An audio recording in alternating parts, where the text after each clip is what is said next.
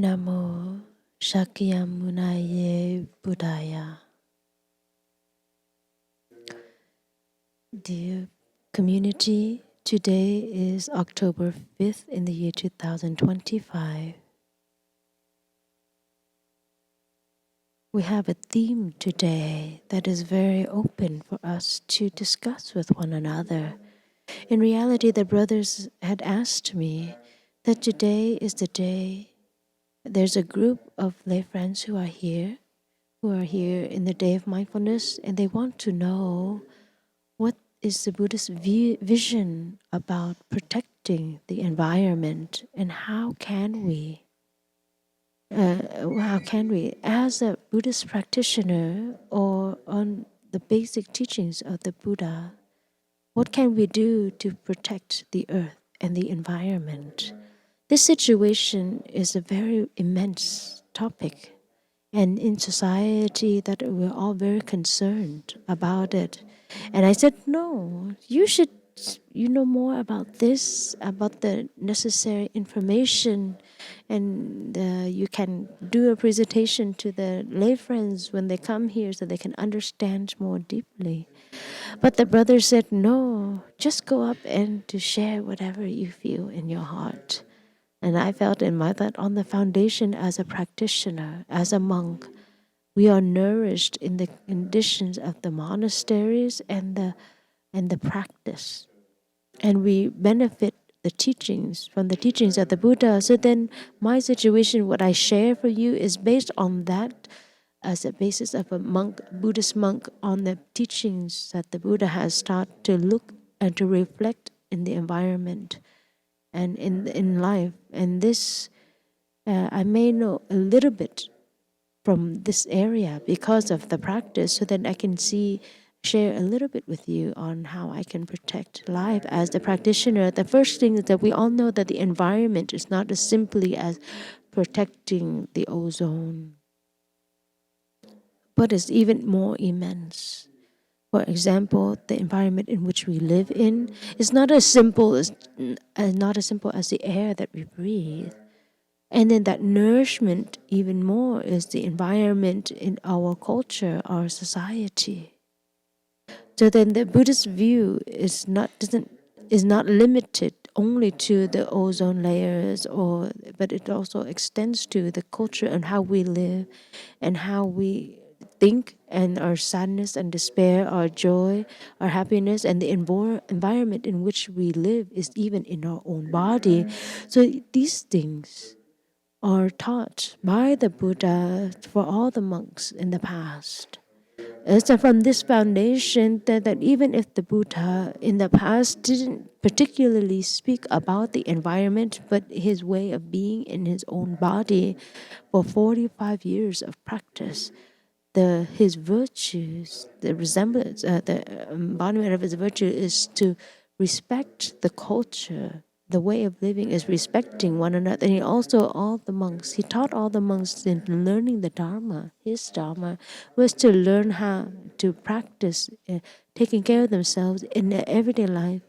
It manifested in all the monks' life from the past until now. This is not necessarily a call for the environment, but for those who they practice taking care of the environment very diligently and wholeheartedly by their way of being.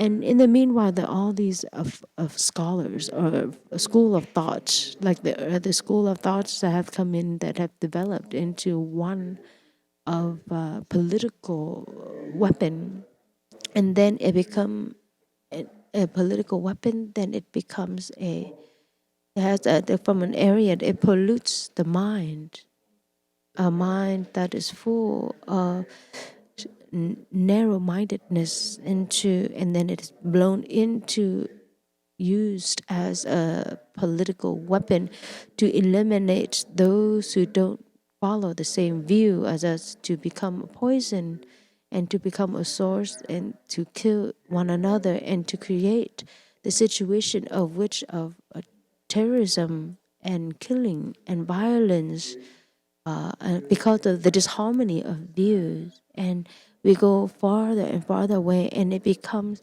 a catastrophe, an endangerment for human beings.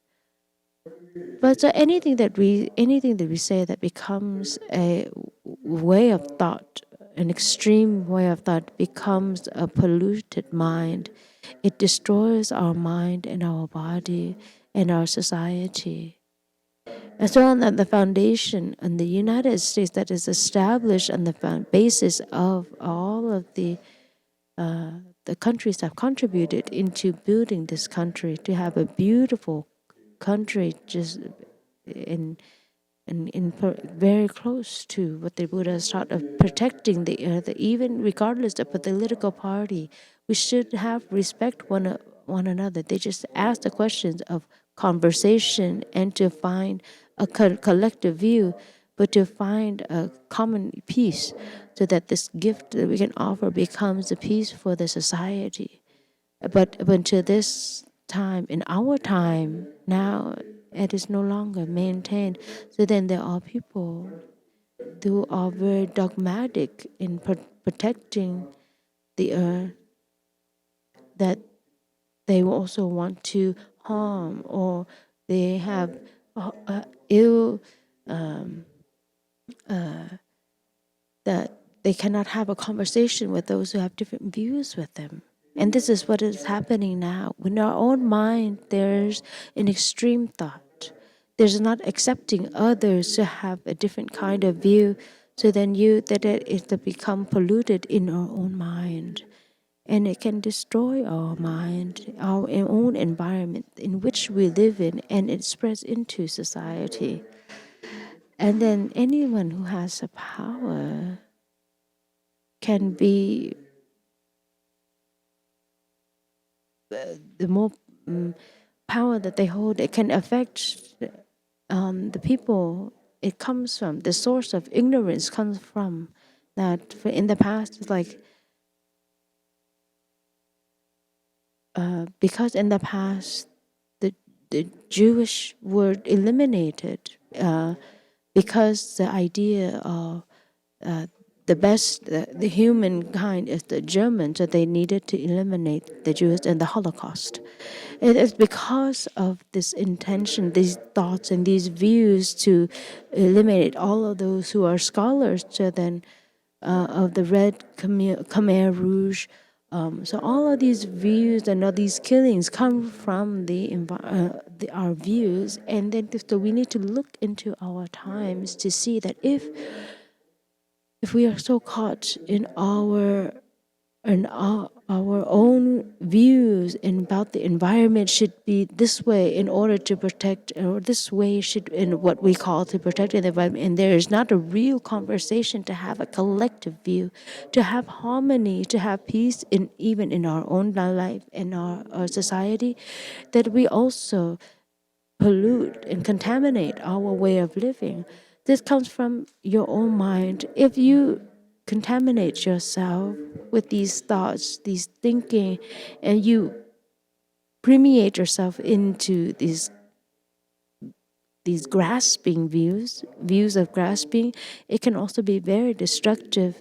The things that our ancestors have left behind for us, a country of peace and of love and of harmony. So if you look back on the foundation of the U.S. government or as a country, there in the first we have before 10, 20 years ago, of course, there was a lot of disagreements in the political, but they cannot come to the point where they shut each other's off or prevent them or kill one another because of a different view.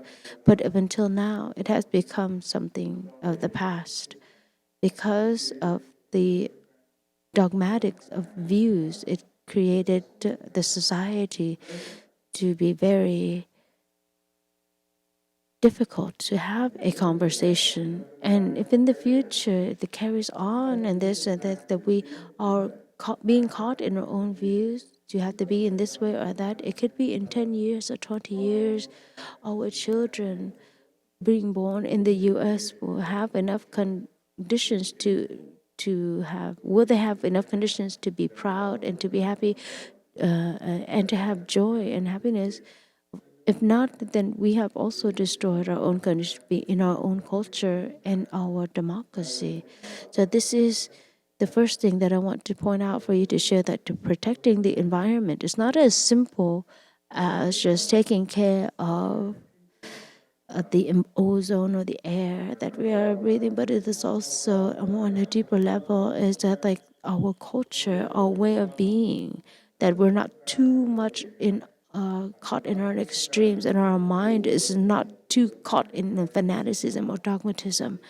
And so these are the first thought that I would like to share with you, so that the things that the Buddha has taught that's gone beyond it. If you want to protect the earth, you also need to do the one thing from the foundation of your own practice of your mind, to protect your mind, to have a certain level of peace and harmony and balance. And so then the environment itself will be in harmony and will be clear and purified. It will be a place worth living. So this is the first thing in which that I want to share with you, so that you can have something, so that it's like the Buddhist view, Buddhist practice is not just taking care of the earth or the cleaning the air, but it's more deeper than in our own micro environment of the mind. So then the sutras that the Buddha has taught, if you look into three different things, is that first of all, the nature around us. The second is our society that we live in around us, and the culture that makes up our way of being. So all of these things that we're able to recognize. So then, if you live in an environment in which they're full of hatred, then of course that you killing. The VSC is, you sort of see, is like as human, we're very afraid of nature that happens natural, that there is a natural killing in countries for like the our spearhead of the scholars and intellectuals, and they see this as something, the collective problem is because we only have one planet to live. But these thoughts, when it goes into lower developed country, in their capacity only in the of finding benefits and material consumption, they use this environment as to use this as a weapon on the countries that are more developed. It's like these treaties that we have, and it is a bind for all the other countries, the smaller developed, slower developed, cannot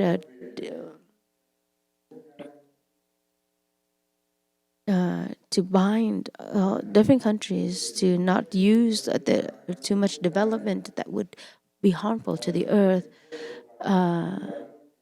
and so that they have limitations on how we protect the earth. So if you look on this planet and you look at something on a more realistic, our ozone layer in the U.S. is the cleanest and the most purest. The U.S. oceans are the most beautiful oceans compared to other countries.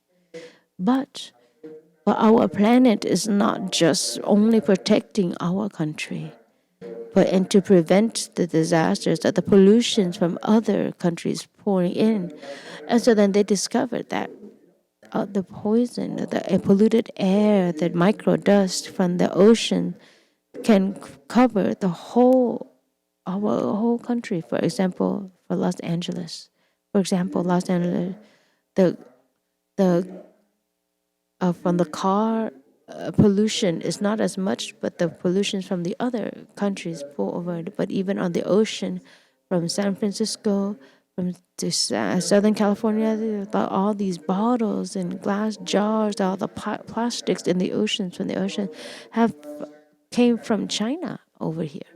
And so then, so that to protecting nature in order to have a beautiful environment, if the awareness of the human being and the understanding of a human comes to a certain level, then our planet will be protected. But all the developed countries are using this condition, these thoughts, these beauties of protecting the earth to bind those who are developing. So then if you look, if protecting the environment is not as simple as, it's not just the area in which you live in, but and also to bring the balance just only for one country. But in reality, it happens like this. If you can carry on for 20 more years as such, then the economy of the US will break up, fall apart in society, and it will become a crash in the economy. And you just see at the foundation of the country there is a development of democracy. Every place are the foundation of understanding and of love and development. In this program, where other countries they break the foundation of their country on war, on stealing, and poisons. So you just imagine, you should be careful that you are destroying what our ancestors have left for us, so that we, our children, so that we destroy everything unintentionally by these policies that we bind ourselves to for people on the outside. So there's they no mind this is the situation that we're looking into, that we need to protecting the environment. It's not as simple as that we need to protect it in this way or that way, but we need to have a collective view on many aspects, on many levels of society, like the culture of the society, the life of the society, or the people, the life of the people or the country. For example, those who are spearheading or leading, that it can harmonize this disharmony in different countries. So that the first situation is to protecting the earth. It goes into many different aspects. It's not as simply as taking care of the ozone or cleaning the air or the people, and that is enough. But we need to see bigger and much bigger, to see that taking care of the earth is also relates to society, to human beings. And how can we do this during this whole process, that we can transform the environment of our own country, but it becomes the peace. It leaves behind our future generations a beautiful life, but to have a life, to have that all the foundation of democracy that we have built in, and that it helps everybody on this planet to live peacefully and in harmony, and can also help for many different people to be aware that our planet is only one. So this is the first thing that I want you to be attentive to think about this. What I want to point out here is like everything that we do to help others, to help yourself, but then the extremist always brings up into to harm. So you need to look bigger, that this being caught in the dogma that society is that you live around you, the environment and nature needs our life to breathe. We need the nature to breathe and to survive. But the people, it's not just as simple as breathing in and breathing out. It's just like being safe in living, but then the quality of a human being comes in the culture that we have received. In this culture, it is there's many different aspects in our everyday life. In this culture, there's the family life, the harmony in the life you have in earth. It brings the happiness for yourself and your loved ones. And on a bigger scale, this culture, it goes into in many different areas, like the and education and building knowledge for younger generations to water their way of thought. And so you just imagine, if your foundations of education in itself, you teach our children to hate the first older generation, to hate those who have built this country, so that you can live. And then you're doing this with the state of mind that is completely harmful, so that you want to mold the future generation to a certain way of thinking. That means you also destroy the future of life of your future generations. And then if you are nurtured in a culture of environment full of hatred and fanaticism and dogmatism and do not know the practice of the Buddha, then you yourself, you destroy yourself. With your mind will be so confused and not at ease. A mind of discrimination, you become a source of suffering for yourself and others, and it affects yourself and others. To protecting the earth and environment around you, and to taking care of the air in which you breathe is not as important as your culture that you are receiving now. They can bring about the wholesomeness and the warmth and the nourishment for yourself and for future generation. But if not in that, then you are a generation, or even if whatever we do, that we also destroy the seedlings for our future. So then this is the biggest catastrophe that can happen in a country, that if we have a deep understanding of protecting the earth we can and its environment, we also need to take care of the cultural environment. So this is the greatest pain right now in the United States. So you just imagine in the conflict between the conservatives and the progressive, there is a big falling apart that it makes it so difficult for the younger generation and to the parents. And this is a big thing. So if you just look in the you should look with the eyes of a practitioner and to contemplate that society is not having is lack peace, not because of hunger, not because of war, not because of bombs, but but in the U.S. the Constitution is set, and it is continued on to many presidents that given us a foundation to practice or to follow the Constitution and the law of the land. And many countries in the world want to follow this, but you can just see the internal conflict that we have in there's always some internal conflict, and we take onto this, we use these ideologies for such and such and such, and sometimes you're not able to bring something better that than what our forefathers have offered us in this the foundation which our forefathers have given us. So then we think that the foundation of that to accept for our children who are very young to have the right to change their will according to themselves, and this might be a catastrophe if we just without any guidance for the children. So the education needs to be very clear so that we can survive and can be happy according this is a different kind of environment than the air that we breathe. So that behind that education is our state of mind, the foundation of our mind.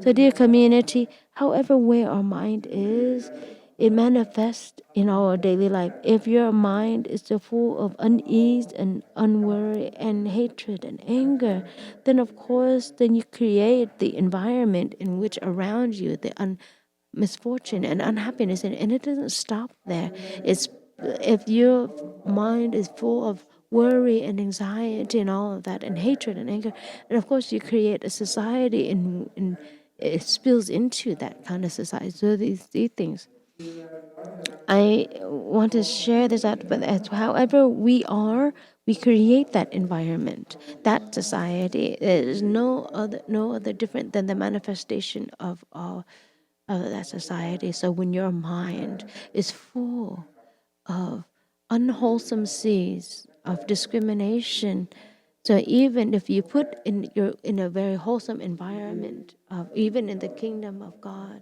you you will spread that anxiety, hatred, and despair. So then I want to share with you this. If you can, for God, the Buddhist view is that to protect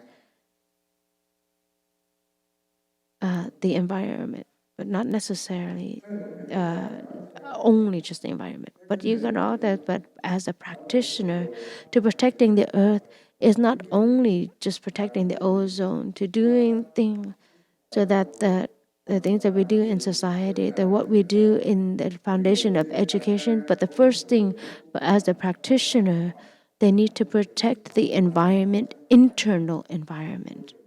And what is the internal environment? That this body, this is the internal environment. This sadness, this joy, this despair, these thoughts are all the internal environments. And if you are able to protect that and to create an oasis internally, it will spill out. And then the first foundation, and you do the wonderful thing, is that you can offer joy and happiness and peace for your loved ones and your society, and it becomes a foundation of your education based on love and understanding. So the life internally, the environment is that they need something within this body in itself. You can just imagine if your body is not unstable, is not in harmony, and there's a lot of conflict in your body, illness and disease, and what happens is like you make yourself suffer, and you make your loved ones suffer. And so therefore, as a practitioner, the first thing is that you have to help your body be in harmony, and to help your body have the energy of youthfulness, of life, a life with joy and happiness, with the meaning. So it's not, there's no need to be busybody, having anxiety to find something to become the external happiness, to fill in a void in themselves. Their body is happy, they're young, youthful, they are full of joy. And so this has a bigger capacity, so that to taking care of your emotions, your feelings. There's no practitioner. There's not one has anyone, whether it's successful, they can go far on the path, whether they are a wealthy person, but they don't have a healthy body, they don't have insight. All of those who practice with that virtue, they're able to become, their family is be full of love and joy. And because of that joy and happiness and the harmony in their everyday life, it becomes an area in which they can breathe. They can be a politician, they can be a scientist, they can be normal people. But when there is a beautiful, warming household like that and nourishing for you, then they can nourish them the whole life. They do not do harm. They do not bring suffering upon others.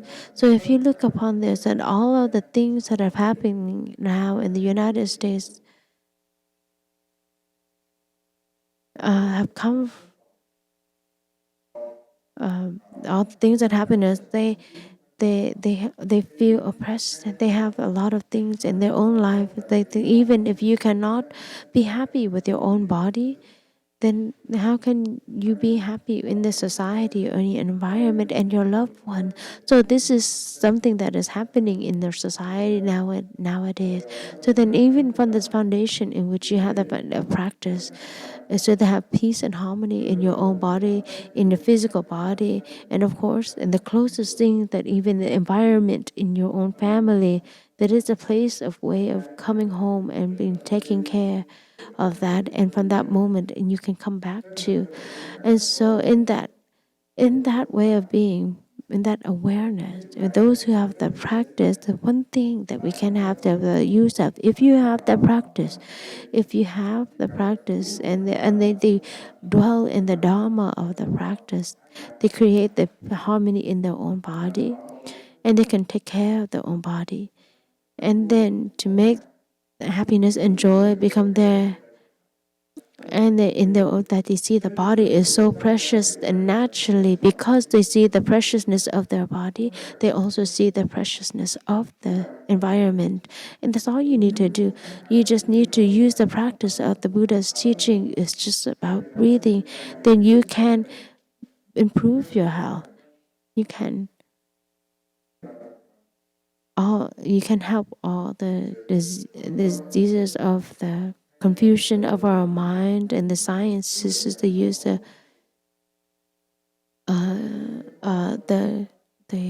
confusion of the mind will dissipate. You have a lot of clarity. The more you go deeper into the practice, the more clarity you have. Then you can get rid of all of the anger, the sadness, the despair that is in your own mind. And then that is the mind of a practitioner. It dwells in the place of joy and harmony. And dear community, everything, all the diseases come when your body and your mind to have these things that are feel that they cannot be taught. And then the greater things in your own body, it's whatever has happened in your body, then your mind is also affected. Both body and mind affect one and each other.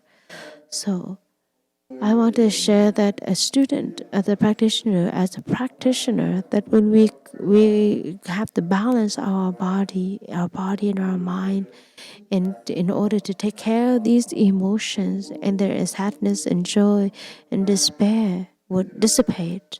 So in our daily practice, taking care and healing our mind is to bring a wonderful gift to help this body to have peace and joy, to be present and alive with that kind of joy and ease. It's always where there's no reason that will affect the bring sorrow to those who love one, or to destroy the environment and and destroy the society. There's no reason to make those who around us suffer. So these are the things that happen naturally with those who practice. They would have this insight. On a deeper level, is that all of your emotions, your sadness and your despair, it is not from the outside that comes in, but it is created by ourselves, by our own views of things. It's the same job, but your awareness of it, your practice, if to be flexible, to transform and to heal, and to use the practice of the teachings of the Buddha, to be aware of all of your thoughts you have, can lead your mind from these notions or negative thoughts, frustration, anger, despair, to transform into having a more open dialogue, a compassionate dialogue based on the foundation of understanding and love. We just need the seedling to sprout out, to become aware of that, even if they have a different view towards you, that you do not destroy others because of different views.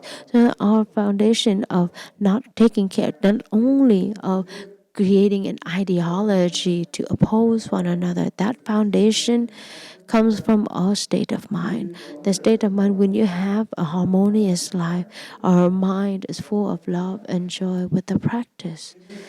Then your awareness is no longer indifferent. You are not you're not oppressing one another, and you are not wanting to destroy one another. So based on that, in your own notions that I brought out, that we are training ourselves and guiding ourselves on the practice so that it can bring about our mind to have a conversation that can have understanding and love. So this is the most basic level as a practitioner that we can do, so that we can eliminate these conflicts that we have because of our views. The second thing, these thoughts, if they are present, if as a practitioner, if you're able to recognize these are only thoughts, and these thoughts are not the absolute truth, and another thoughts are not absolute truth. We have to. It's just for us to recognize and to be aware of these things. It's just the things that we look at in certain situations. They are not the should not be a conflict in our depth. That when these thoughts come up and they create an understanding for one another. We don't become so dogmatic into this, not to organize a group to oppose another group. So if you come to a state of the clear insight like this, then we do not create conflict in society. We do not create the source of unhappiness for and misfortune for others. So then with the practice, they can do one thing, a wonderful thing, and they're able to recognize is that these are thoughts, these are views, these are thinking, these are sadness and despair. They're as simple as just a convenience that we can use it to live in this life. We also use it to help the future generation, to guide them in the future, to guide their steps into wholesomeness, so that we can contribute more beautifully into society. And it is not the absolute truth. It is not an absolute thing that dogmatic. And if you're able to understand this, I want to share with you is that everything, every single thought that you create in this path, it goes into that space. It becomes a wrong view. There's no thought that it isn't watered by the society in which you offer.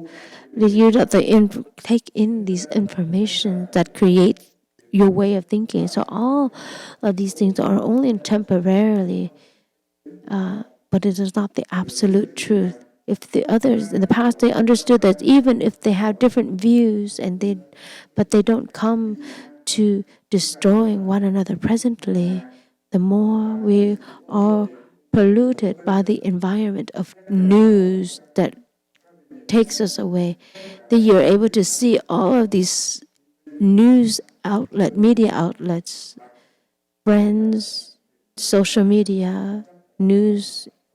We accepted that we have to acknowledge that it have given us some information that pulled us away from our own whole well-being, and it polluted us into a certain way of thinking. It nourished us in a way of being to be dogmatic in one view or another, and it destroys ourselves, our society, our loved ones.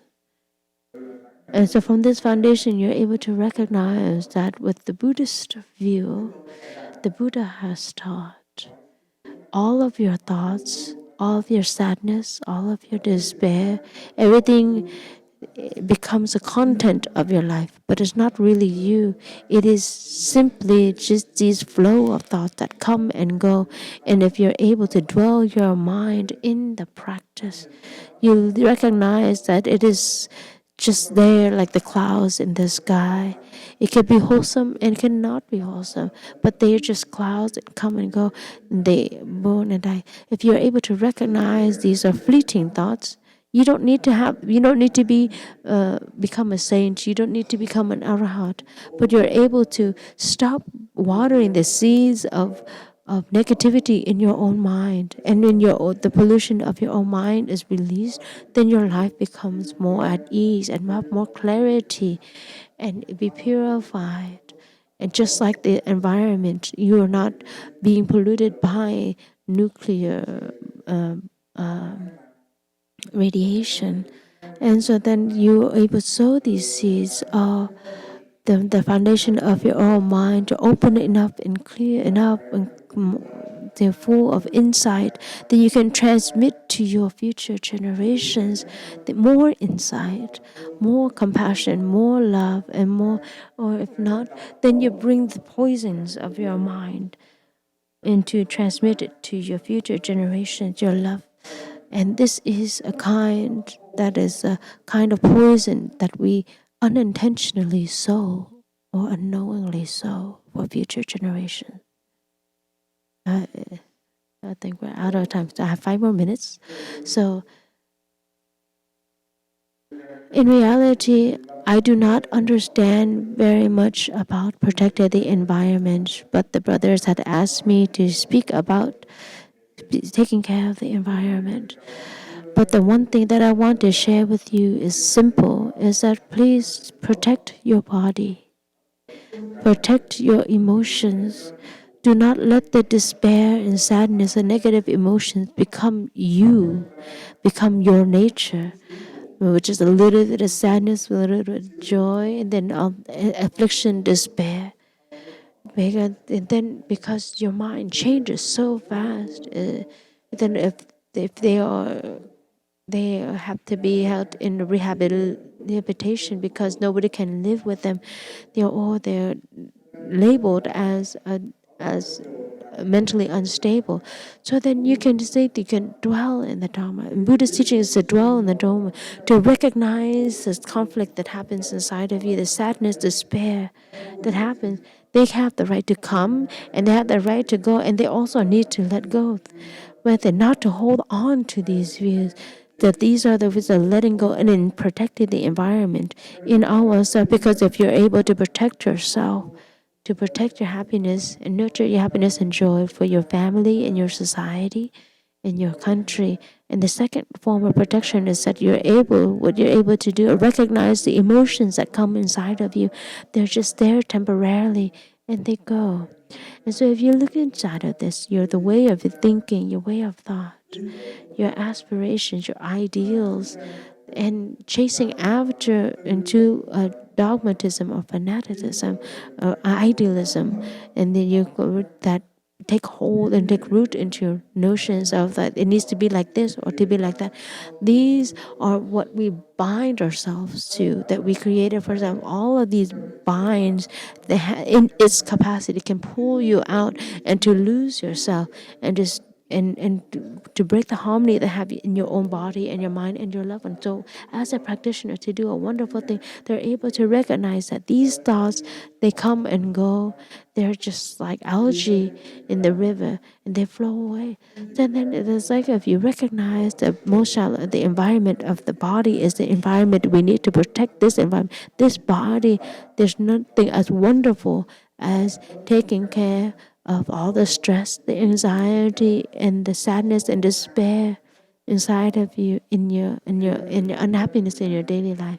And if you're able to recognize this, then all of these despair that you have, it is nothing that comes from the outside, but it is manifested from the state of mind, from the way of thinking and your view. So you're able to recognize this, then you have the capacity to go into the practice to see that these thoughts, these flow of thoughts, however way they are flowing, its nature has always been like that since the past until now.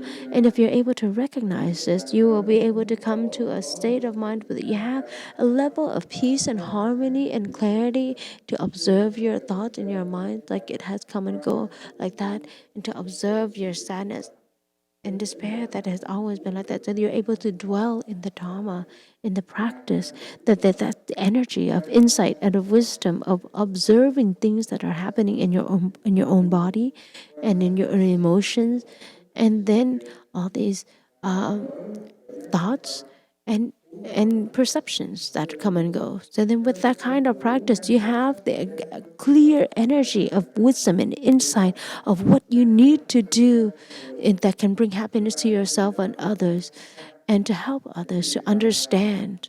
And these things, this way of being is to protecting. But if we are so caught in our own views that we do not have the chance to develop and evolve and to change, and we destroy ourselves, so then you can see that in your everyday life, you discover who you are and what is your nature before what you need to do. You need to discover yourself before you need to know what you need to do. So then you go into the practice, you're able to come to this. So I want to tell you a story. On this train, there were these young people, or a number of people, that what is the most fearful thing in the world? What is most fearful is if this train all of a sudden derails and we all die. And of course, yes, that is but that's not the scary thing. In the future, if you go home, you see your house destroyed, or family arguing with one another, fighting one another. that is something that we should be afraid when the train stops. We're like, what? We should be afraid that if they're a terrorist or a group of people that will stop us and then kill us. And then everybody had an idea of what is the most fearful for them on this train. So there was one person, there was a monk, he was sitting there and he was smiling. And it was almost like he wasn't really busy with what their conversation was. But they asked him, what is the most fearful thing? I think, and he said that I think the one thing is that not knowing who you are. All of those things, what you said, those are things on the outside. But the most thing that we are afraid of, you are born in this planet. You're walking on this earth 60 years, 70 years, and you still have not discovered who you are. You are just embodiment of sadness and joy and thinking and thoughts and perceptions, and you see yourself being born from this year to and you die at X year, and then it's just on your headstone that is just this date to this date, and that there's only in that date there's just a little dash, there's that small dash, and is that what you are, just that dash? Then before thinking about what is your greatest fear, you should understand who is you, what is you, and who are you. And so the protecting the environment is not something on the outside. It's not just around you, but you really need to think about what is your person, what kind of person you are, or what kind of environment are you, and what kind of pollutions have you have enabled to come into yourself, into your own mind, to make you confused, to make you unease, to make you agitated. So these are the things that we need to look deeply into. I would like to stop here. Thank you for listening to me.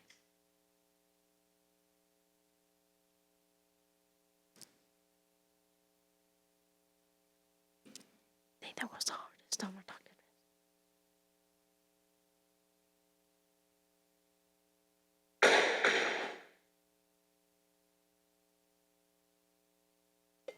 Then we'll listen to the sounds of the bell.